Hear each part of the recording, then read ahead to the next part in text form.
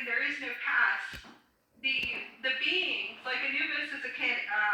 I'll be coming out with Anubis too, but the pure Anubis. Okay, guys. So there's a lot. Anyways, it's a canine race.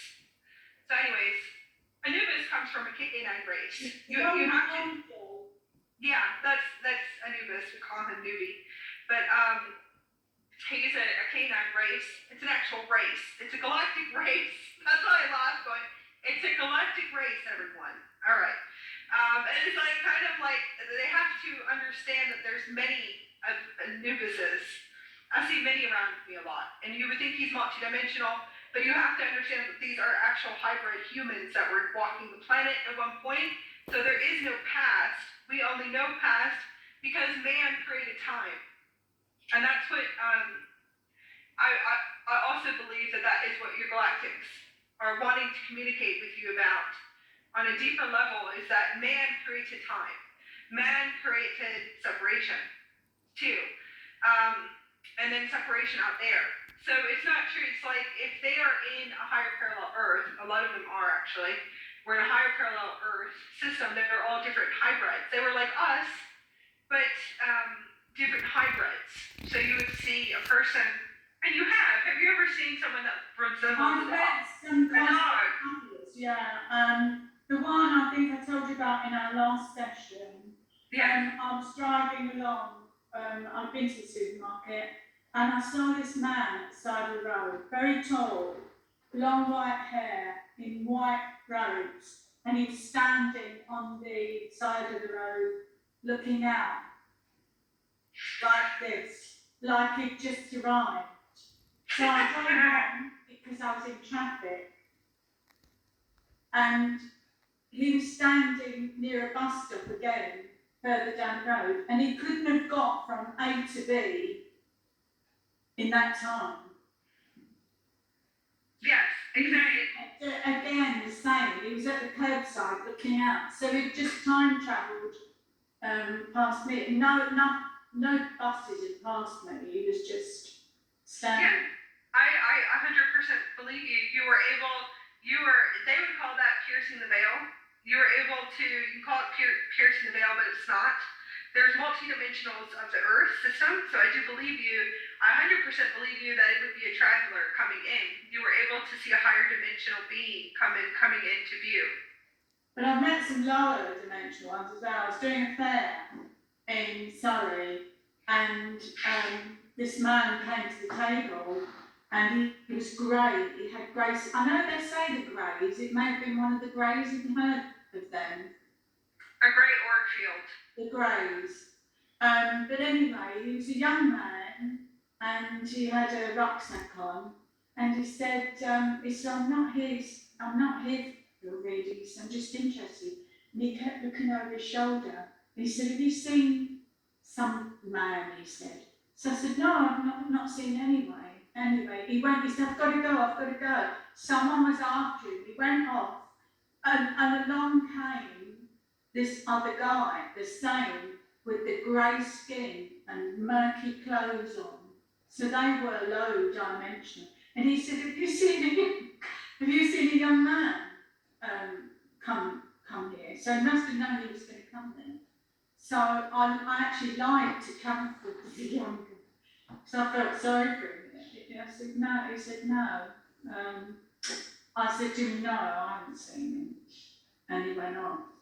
But they were not those spirits, low-life spirit. I say that because they would have been a bit clean, shinier, if you get what I mean, if they were in the higher dimensions. I would say with the lower, that's probably a time jumper. Yeah. Looking for them are agents. There are what we call agents. I do know a little bit about agents. They call them the MIB, don't they? No, these are different agents.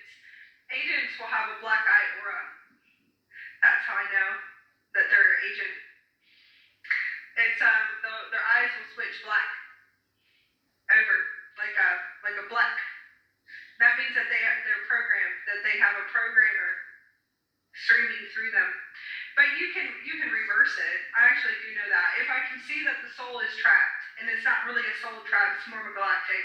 I don't want to call it trap, but you guys would know it as a trapped. The soul is trapped. This consciousness of the soul is there. And then there's the programmer station. I actually do pay attention to that. Their eyes will go black. That's an agent. Wow. I would know that that's an agent right away. And then there's nobody home. Not to look in their eyes. I've been told by Pleiadian. Yes, and I'm saying like that, don't look into their eyes. No, well, some of them, their consciousness, the pure consciousness will be there. Because I've seen both. I've seen that eyes turn ultraviolet, which means that there is a higher version of them in the ascended self coming in. Okay, there's a part of them that's there. There's a part of them that is programmed, and most of the time, those are certain particular bloodlines that I've also been able to see, and then agents, and then the next one is nobody's home. So there's the soul of the eyes, and I'm led to them because I'm supposed to assist them. A lot of them are being taken, or travelers that are being taken. So who do you think has to get it? Because they know I can do it. If the Galactics know you can do it, then you're stuck. You're stuck with hundreds of people. You wouldn't even know it. Because if the Galactics say, "Oh my God, she's awake," she's awake. Holy crap! Well, and then you have a line outside the door. So you'll have all these if you know how to do it, as soon as you know how to do it, as soon as you know how to heal them or to find them or to get them back or whatever it is. And so I have had ones that are agents coming in, have a programmer station, their eyes will turn black, and that means right there I have to go look to see where they are in other times and spaces, because if I can see the ultraviolet, the higher self coming in and saying, "You better go help find me, please. Where am I?" And then there's a motorizer operator station, I call it, on the right side of the brain, is that their eyes will turn black in front of me, and I will go, "Oh crap, okay." So, and I can see the end. Now, if their eyes are blue, that's a good sign. That means if their eyes are blue, a lot of people say it's commander, but that means that they're online. Okay, so that's beautiful, and I've seen many people, their eyes turn blue, but it's like, especially with the brown eyes. The brown eyes, you have to pay attention to it, because you'll see their higher self will show you I'm online. The higher version will go, their eyes are blue, and you'll see their eyes shifting back and forth to blue. That means they're online, and I know someone, this is really funny, I know someone that's online, his eyes turn blue, and he doesn't believe in anything.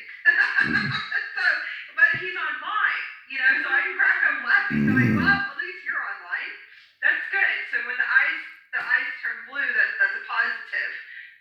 Nobody's home, so I'll have a line outside the door. I'm always led, because if you can get it done, if you know how to get them back, and if you are the best of the best, and they pretty much know I am.